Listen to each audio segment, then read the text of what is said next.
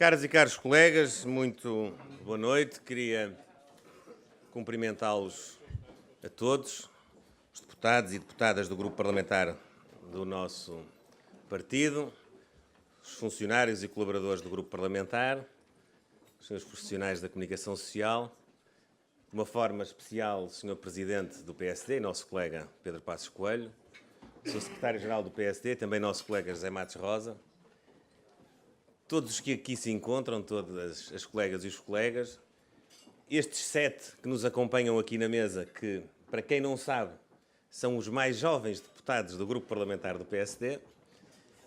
Da próxima vez, se quiserem, podemos ter outro critério, mas fica à vossa consideração. Não sei se querem, depois, entretanto, falamos sobre o assunto. Queria dar-vos as boas-vindas a este nosso encontro, que simboliza a reunião do grupo parlamentar por altura da época de Natal, e é sempre uma oportunidade de podermos conviver um pouco e de vos podermos transmitir, e eu particularmente como Presidente da direção do grupo parlamentar, todo o nosso reconhecimento, toda a nossa gratidão pelo trabalho que fazem cada um na sua missão. As deputadas e os deputados, os colaboradores e funcionários do grupo parlamentar, são credores da nossa admiração, do nosso reconhecimento, da nossa gratidão por aquilo que têm feito e, sobretudo, por aquilo que fizeram no ano que mediou a última vez que nos encontramos a este propósito. Fez agora, há poucos dias, precisamente um ano, que o atual governo tomou posse, e este ano que, entretanto, passou, pode ser sintetizado de várias formas, com várias das componentes que marcaram esta situação absolutamente inédita de um partido político que não ganhou as eleições ser líder do governo e ser apoiado no Parlamento por mais 3 partidos, em bom rigor 2 mais um que é apêndice, 2,5 se quiserem, que parece que não estão do lado do governo, mas estão. É, de resto, uma das principais marcas deste ano parlamentar. Para aqueles que tivessem dúvidas, tivemos muitas ocasiões, muitos momentos, muitas oportunidades para verificar que a maioria que suporta o governo, no essencial, está de acordo. No fim do dia, sempre que é necessário estar presente para poder viabilizar os intentos do governo e dos partidos que o apoiam, está unida, como temos tido ocasião de verificar. E está até unida numa outra circunstância que gostava hoje de partilhar aqui muito brevemente convosco. Creio que em Portugal ainda não se percebeu muito bem, e até no Parlamento, e até aqueles como os profissionais da comunicação social acompanham de forma muito cotidiana, muito presente, muito permanente os trabalhos parlamentares, talvez ainda não se tenham apercebido de uma realidade também ela muito única no panorama parlamentar português do pós-25 de Abril. É a primeira vez que nós temos um Parlamento onde, de cada vez que fala um partido da oposição, há 5 intervenções do lado dos apoiantes do governo. Cada vez que fala alguém do PSD ou do CDS, tem como contraponto uma intervenção do governo, uma intervenção do Partido Socialista, uma intervenção do Bloco de Esquerda, uma intervenção do PCP, uma intervenção do PEV e, de vez em quando, até uma intervenção do PAN. Às vezes tem-se a noção, se calhar quase sempre, de que as coisas estão trocadas. Aliás, a vontade de todos estes partidos intervenientes fazerem frente àquilo que são as intervenções do PSD e do CDS, mas em particular do PSD, é tanta que, de facto, parece que todos eles ainda não despiram o fato que vestiram de 2011 a 2015 de serem partidos da oposição. Vejam o que acontece nos debates quinzenais, por exemplo. Fala o Primeiro-Ministro, fala o líder do PSD e a seguir falam todos, não para o Primeiro-Ministro, mas para o líder do PSD. Os espectadores, os portugueses em casa, às vezes até devem ter dúvidas. Até devem ter dúvidas quem é que está no governo. Bom, eu sei que até o Primeiro-Ministro, que está hoje em funções, já se confundiu em pleno debate e ele próprio teve dúvidas e tratou o líder do maior partido da oposição como Primeiro-Ministro. Mas isso tem a ver, precisamente, com esta realidade política que é nova, que nós vivemos este ano e que, de alguma forma, é objeto de reflexão porque desvirtua aquilo que é a expectativa das pessoas e aquilo que é a vontade política do povo português manifestada em eleições. Quando nós, por exemplo, num debate, como o debate do orçamento, chegamos à fase do encerramento e a oposição, que representa 40%, grosso modo, dos eleitores, fala 25% do tempo e tem 5 intervenções contra si, quando aquilo que era normal, que aconteceu sempre, foi que o governo, quando muito, tinha um partido, 2 partidos que o suportavam e os outros eram da oposição. Desta vez são todos, ou quase todos, tirando o PSD e o CDS, partidos do poder, partidos que sustentam a posição política do governo. E creio que isso tem, de alguma forma, deturpado grande parte dos debates que temos tido em sede parlamentar.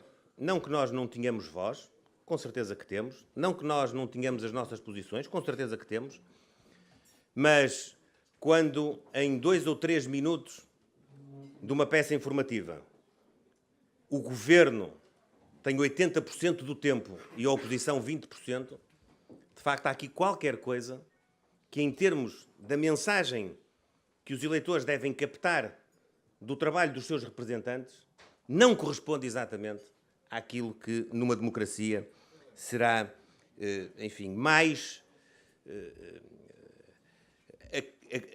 a consumação da alternativa política, da capacidade das pessoas perceberem que, perante uma decisão, há um contraponto da oposição que deve, e uma confrontação democrática que deve presidir ao debate e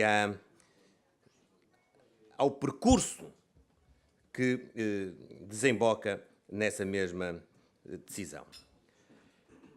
Este assunto é tão mais importante quanto este modus operandi dos partidos que suportam o governo e do próprio governo de estar permanentemente a comportar-se como se fossem eles a oposição, colocando em cima da mesa factos, colocando em cima da mesa notícias, plantando mesmo notícias, muitas vezes sem nenhum tipo de adesão à realidade, mas que obrigam permanentemente a que se fale do passado. Isto tem uma explicação e não é só responsabilizar o PSD e o CDS, até porque isso seria até um pouco masoquista, porque a responsabilidade que nós tivemos de 2011 a 2015 foi aferida em eleições e nós ganhámos as eleições. Portanto, não é propriamente por isso. A questão é que, ao deslocalizar o debate neste panorama, o que o governo e os partidos que o suportam querem, de facto, é disfarçar, esconder, ocultar aquilo que são os resultados da sua governação. Essa é que é a armadilha política em que nós hoje vivemos em Portugal. Porque se discute muitas vezes aquilo que interessa para distrair, e só para isso, para distrair a atenção daquilo que é verdadeiramente mais essencial. Por isso é que nós hoje temos muita dificuldade em estar a discutir o crescimento da economia, pois é pior do que foi o ano passado.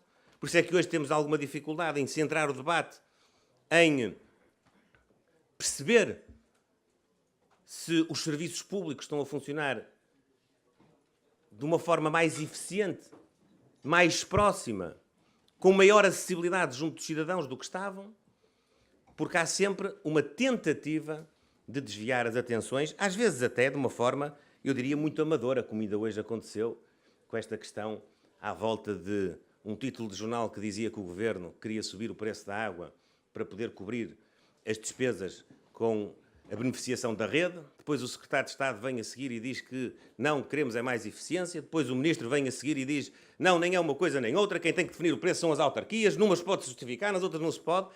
Ninguém se entende muito bem, mas isto é o que o Governo pretende. O que o Governo pretende é criar a confusão, é criar uma nuvem, repito, hoje com particular amadorismo, mas criar uma nuvem de fumo para que se não discuta aquilo que é essencial para o país. E o que é essencial para o país é que nós estamos, de facto, hoje pior do que estávamos há um ano.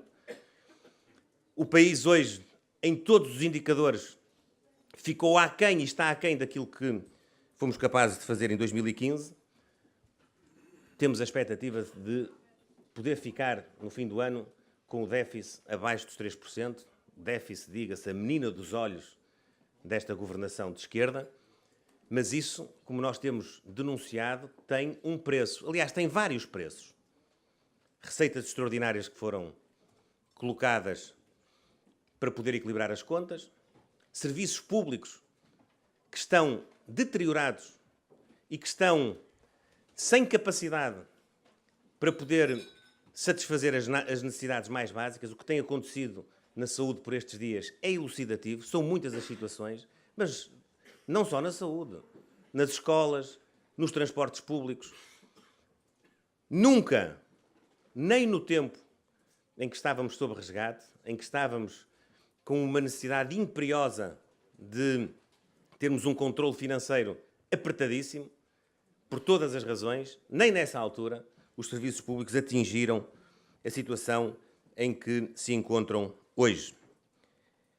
Ainda por cima, com uma outra circunstância não menos importante, é que não fora a coragem de alguns e a evidência tão grande de outros episódios e aqueles agitadores profissionais que nos habituaram a estar todos os dias nas televisões, nas ruas, nas manifestações, a pretender denunciar a hipótese de os serviços perderem qualidade, esses hoje optaram por outra forma de intervir. Optaram pelo silêncio. Eles hoje falam pelo silêncio. Os principais agitadores, aqueles que durante muito tempo estavam preocupados em saber se a escola pública ia ser destruída ou não, se os serviços de saúde estavam a ser destruídos e estávamos a beneficiar a iniciativa privada, se os transportes públicos não iam servir as populações, iam acabar com as carreiras nos transportes públicos, nos autocarros, nos barcos, nos comboios, esses hoje estão tranquilos porque não falam, optaram por essa nova forma que é estar silenciosos. E uma última nota que também tem a ver com uma marca deste governo. Parece que não, mas estes grandes paladinos da democracia, o Partido Socialista, o Partido Comunista, o Bloco de Esquerda, são muito arraigados na tentativa de condicionamento, quer da opinião, quer da intervenção dos outros. Isso vê-se em muitos níveis. E no Parlamento também se tem visto.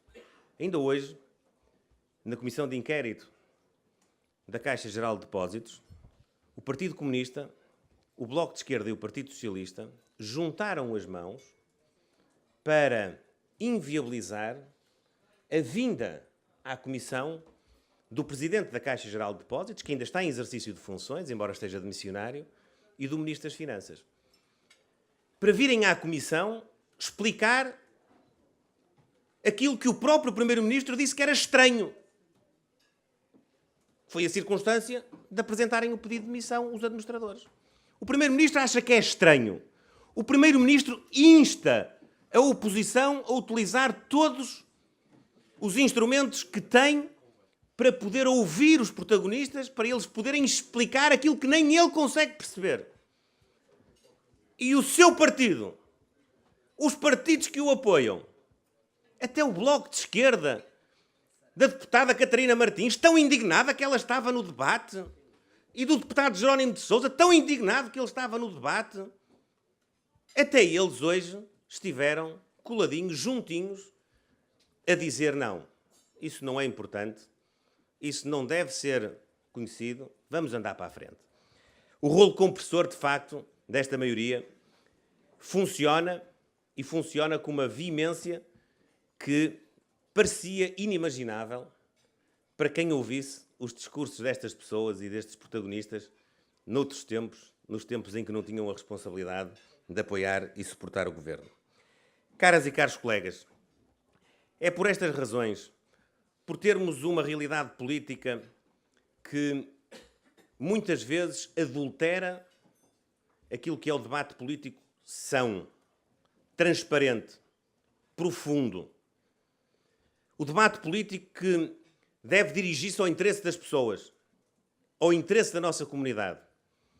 É também por isso ter estado e estar em causa que o nosso trabalho é cada vez mais importante. Ele já seria, porque nós temos a faculdade e a obrigação de representar uma grande fatia do povo português.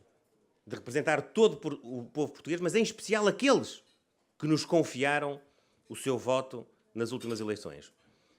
Mas para além disso, para além desse poder de representação, que já é uma grande responsabilidade, nós temos a obrigação de construir uma alternativa política que possa suster e inverter o definhamento do país, a estagnação do país a que tem conduzido as políticas deste governo e também o restabelecimento de uma ordem democrática que seja mais compatível com os valores do 25 de Abril, o 25 de Abril que tantas vezes está na boca de muitos deputados e de muitos protagonistas, mas muitas vezes muito longe daquilo que são as suas ações. Para isso, naturalmente, contamos com o empenho de todos, a entrega e a determinação de todos os parlamentares, a condução e liderança do Dr. Pedro Passos Coelho, que connosco tem percorrido nos últimos anos um percurso notável, primeiro na oposição, depois na recuperação do país no governo e agora novamente na oposição.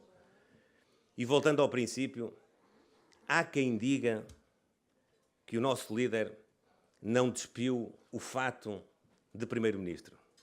Mas bem vistas as coisas, o que se passa em Portugal é o contrário. Eles é que não despiram o fato de serem opositores ao PSD. Muito obrigado.